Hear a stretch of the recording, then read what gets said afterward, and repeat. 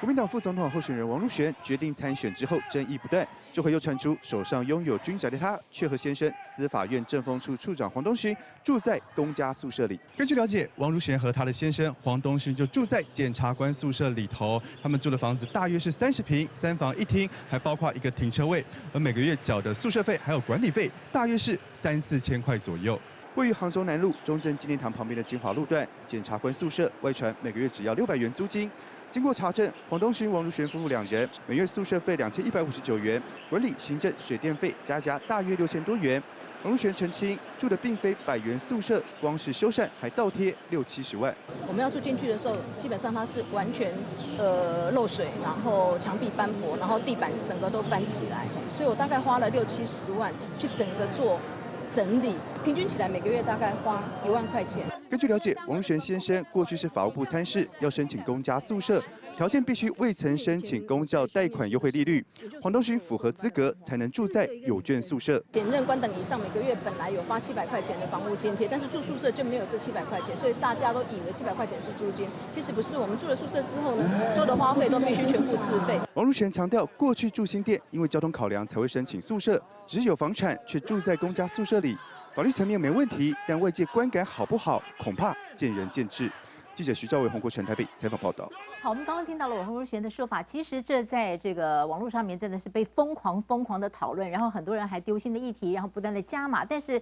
或许真的比较了解乡民的人就知道，乡民分成2边，一边是八卦版，那么一边是正黑版。我们现在要带大家来看的是正黑版的部分，正黑版的乡民比较是属于挺蓝的一些群众。那么里面就有一个人在问到说，大家对于王如玄军宅的看法。那么有人就提出他认为正常投资，然后正常获利有什么不可呢？那么在正黑版这个人就跳出来说，他说其实他看了，他说其实军宅政策背后的利益是照顾社会居住正义。政府盖这些房子为的不是赚钱，而是保护荣民军人跟其家眷的居住正义，对不对？然后他是在回答刚刚那位正黑版的乡民的问题，然后他继续往下写着来看到他这里写说，更多的是被海蟑螂蒙骗、欺负、连哄带骗亲下去的老爷爷跟老奶奶。里面还特别写到他所了解的这些房仲眷村改建或军宅落成的时候，就会收到消息，立刻去探望老爷爷老奶奶，然后就跟他说：“哎呀，你们压力很大吧？孙子要出国念书吧，减轻负担啦。哎呀，我们这里又这个用借贷的方式先借你一笔钱啦，然后你把房子先给我们啦之类的，然后才开始劝他们把这个军宅给让出来。所以他后面的结论就是说，请问王如玄，你身为政务官，当时还在位，就这样炒买炒卖的事情，他说会不会这些住宅是政府为了照顾军人眷属居住正义的美意而设的？你会不知道吗？王如玄，你身为法律人他说5年内不能过户买卖，你不知道吗？这种红单套利的行为不是钻法律漏洞，你不知道吗？王如玄，你说在当律师的期间，从土地代书那里知道买卖军宅的致富法，会不知道这些军宅不是让普通人炒来炒去投资获利的工具吗？对，讲到这个炒房，我们就要来问帅过头。来，帅过头，这件事情到底怎么回事？你怎么看？他本来就是投资客，就这样而已。我这个事情我看到后面就是从头到尾就投资客。OK， 那他没有法律问题。没有法律问题吗？没有。但是他这个5年的闭锁期，5年闭锁期是这样。你要是讲说那个军宅，我们正确名称叫做《国军老旧建村改建条例》，对，24条之一，5年内不能买卖。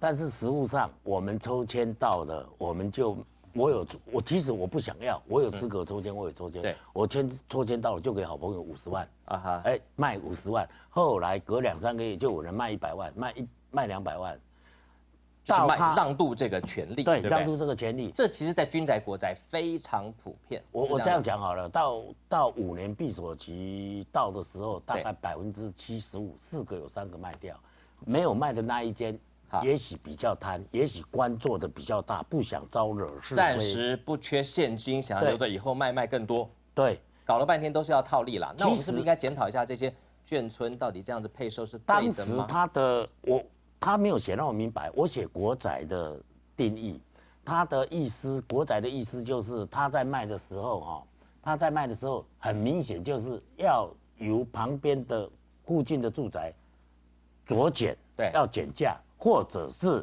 成本以下，对，就这么写。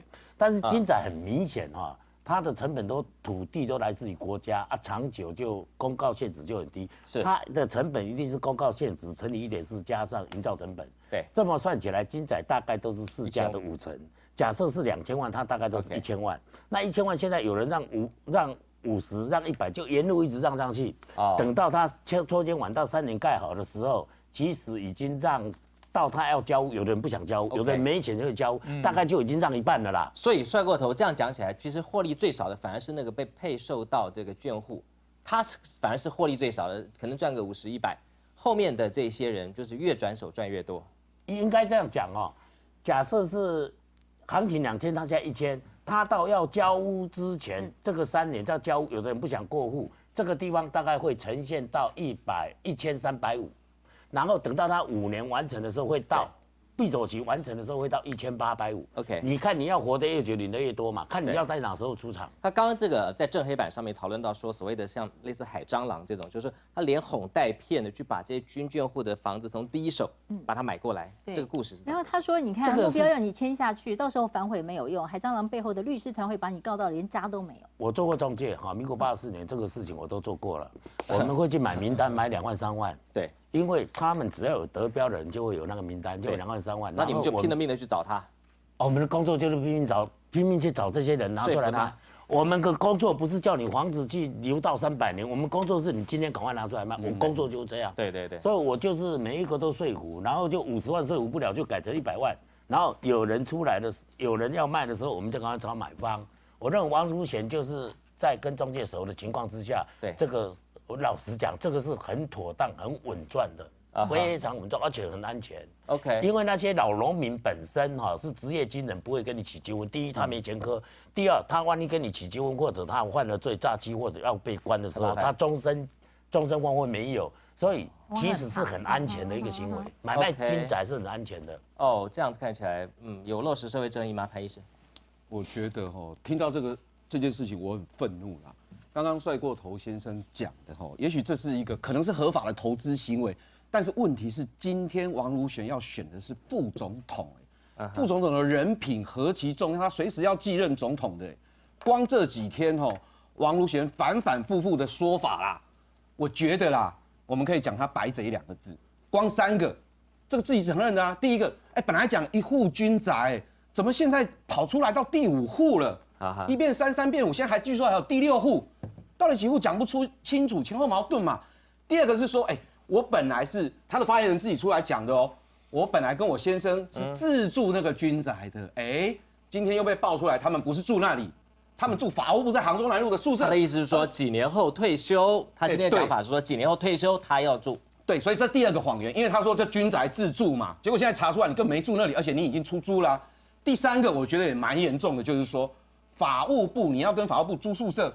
其实它有规定的，如果你在双北有房子，你可不能再来租宿舍嘛，因为宿舍很便宜嘛，所以他也对法务部说谎所以这几天在双北有房子，还是在双北有房贷？有房子，他本身他自己说他有那户军宅是他跟他先生的嘛，他们所引述的是说，当日啊通勤往返鲜有困难者，可以由机关首长核准借用。单房间职务宿舍是啦，因为他官做的够大嘛，他申请的人家就会准啊。但后来他是多房间，也不是单房间啊。以台北市，而且当日通勤的话，如果是从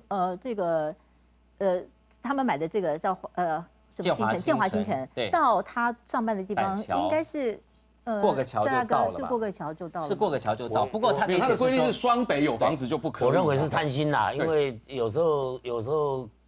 那个官方配的住宅比较便宜啦，便宜非常便宜。这个他讲的就最中肯，知道？他告诉我们，刚刚他说的说，如果他退休以后，要自己住的，我告诉你，司法官是没有退休的，是终身职的。所以这个房子，所以我想这个房子他还是可以，可能不知道要他为了要圆一个谎他说了更多的谎。对，所以我觉得吴敦义可以松一口气了。现在我们可以把王如玄主委直接取一个绰号啦，字白副总统啦，白贼副总统啦，那号嘛就是帅过头啦。我觉得很奇怪，闲过头啦，闲过头，现在是闲过头。劳委会主委一夕之间居然会变成眷村的海蟑螂。以前我们认为的人权律师，现在居然是在炒作。我们知道嘛，预售屋有所谓的红单嘛，这个5年条款先去买，就我觉得很类似很多投资客在炒作的红单行为。我认为他完全是投资客，他完全是投资客啦，对不对？他其实就是你的同行啦。对，但是我有一点很大的疑问，你说它合法真的吗？因为我们的税捐我们的税捐稽征法第41条，它其实不是看它不是看那个人头它是看实质购买的，实质要课税的。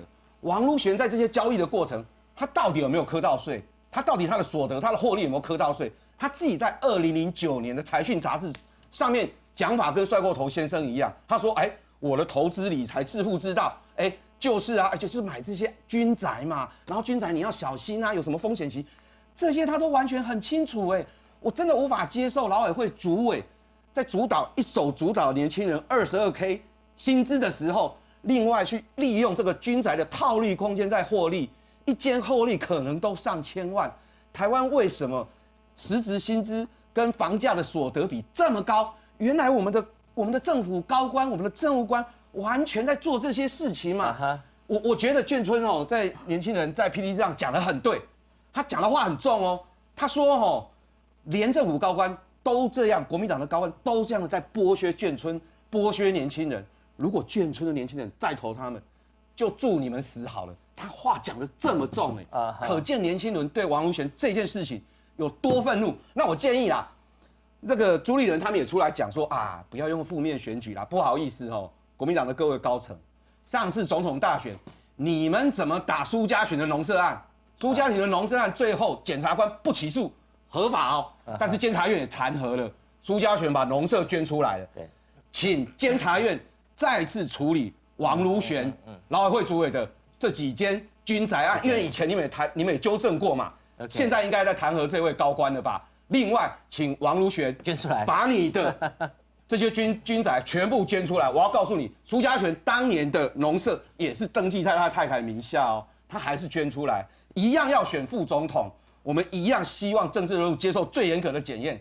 国民党不要前后不一，不要说这是负面选举。因为你们之前做过了，请问你同样的规格来对待自己的副总统。师承，我们要起哄说捐出来，捐出来，捐出来。